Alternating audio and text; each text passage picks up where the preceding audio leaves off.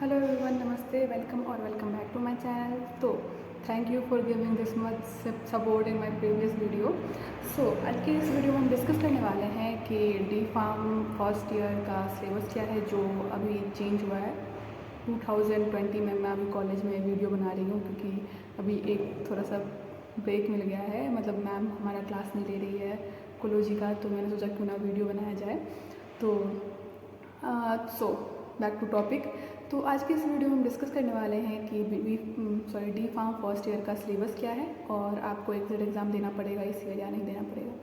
तो जो D pharm का सिलेबस है वो बहुत पहले से चलता आ रहा था, पुराना वाला। तो मैंने भी डी फार्म किया है, तो मैंने पुराने सिलेबस से ही पढ़ा हुआ है क्योंकि मैं जब डी फार्म कर ही रही थी तो उसी ईयर, मतलब मैं जब सेकेंड ईयर में जाने वाली थी तो उसी ईयर सिलेबस चेंज हुआ था। तो हमारे पे हम लोगों पे वो सिलेबस इम्प्लीमेंट नहीं हुआ, तो हमने पुराने सिलेबस से ही पढ़ा है। तो वो सब बात की बात है, बट मेन टॉपिक पे आते हैं। सॉरी, मैं डिस्ट्रैक्ट हो जा रही हूँ बार बार।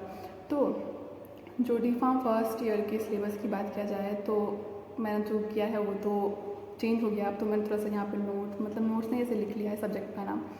तो पहले सब्जेक्ट की बात किया जाए तो पहला जो सब्जेक्ट है वो है फार्मास्यूटिक्स। तो फार्मास्यूटिक्स में ये होता है कि हमें डिफरेंट डोसेज फॉर्म के बारे में पढ़ना होता है, और इसमें इसका जो प्रैक्टिकल होता है उसमें हमें सिरप, लोशन, क्रीम ये सब बनाना होता है। तो जो ये पहला जो सब्जेक्ट है वो है फार्मास्यूटिक्स, और इसमें आपका प्रैक्टिकल थ्योरी दोनों होता है। और दूसरे सब्जेक्ट की बात किया जाए तो फार्मास्यूटिकल केमिस्ट्री। इसमें हम डिफरेंट ड्रग के स्ट्रक्चर के बारे में पढ़ते हैं, उसके यूज़ के बारे में पढ़ते हैं, क्लासिफिकेशन के बारे में पढ़ते हैं।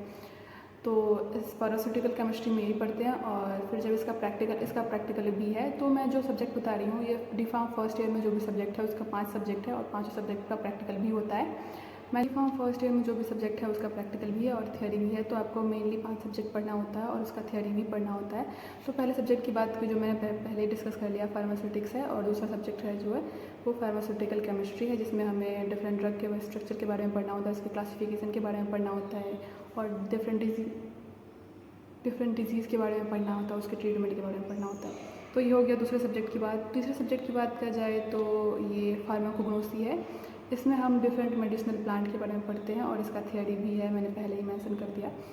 तो फार्माकोग्नोसी जो है इसमें हम डिफरेंट प्लांट्स के बारे में पढ़ते हैं कि मतलब जैसे कि तुलसी है, टर्मरिक है, इससे कौन से केमिकल कॉन्स्टिट्यूएंट हमें मिलते हैं, इससे कौन सा डिजीज़ हम ट्रीट कर सकते हैं, इसके फैमिली के बारे में, इसके जीनस के बारे में, और भी इसके साइनोनिम के बारे में, इसके केमिकल कॉन्स्टिट्यूएंट के बारे में, इसके यूजेस के बारे में। तो ये सब पढ़ते हैं फार्माकोग्नोसी में, और इसका प्रैक्टिकल भी होता है। और चौथे सब्जेक्ट की बात किया जाए तो HAP होता है। HAP पढ़ना पड़ेगा आपको डी फार्म फर्स्ट ईयर में।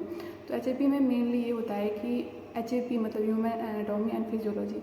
तो ह्यूमन एनाटॉमी जो हमारे क्या बोलते हैं उसको, जैसा हमें भगवान ने बनाया है उसके बारे में हम पढ़ते हैं, डिफरेंट जॉइंट के बारे में पढ़ते हैं, और भी जो भी स्ट्रक्चर होता है, जो भी हमारे ह्यूमन एनाटॉमी स्टडी के अंदर आता है उसके बारे में पढ़ते हैं, और इसका प्रैक्टिकल भी आपको करना होता है। हाँ, और जो 5वां सब्जेक्ट है ये सोशल फार्मेसी है। ये जो ऐड हुआ है अलग से, जो मैंने नहीं पढ़ा है। तो सोशल फार्मेसी में यही पढ़ते हैं कि नाम से ही डिफाइन हो रहा है सोशल फार्मेसी क्या है, कि मतलब सोशल के बारे में, सोसाइटी के बारे में, यही सब पढ़ते हैं। और इसका प्रैक्टिकल भी है।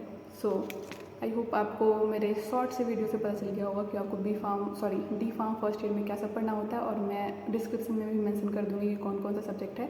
और ये मैंने वीडियो बस इसके लिए बनाया कि कौन कौन सा सब्जेक्ट पढ़ना पड़ता है। और मैं बुक्स के लिए कौन से अच्छे बुक हैं वो मैं अपने प्रोफेसर से पूछ के, और थोड़ा सा कॉलेज वालों से पूछ के, फिर मैं लाइब्रेरी से बुक उठा के फिर मैं वीडियो बनाऊँगी उसके लिए अलग से। Thank you so much for watching this video. I hope you like it.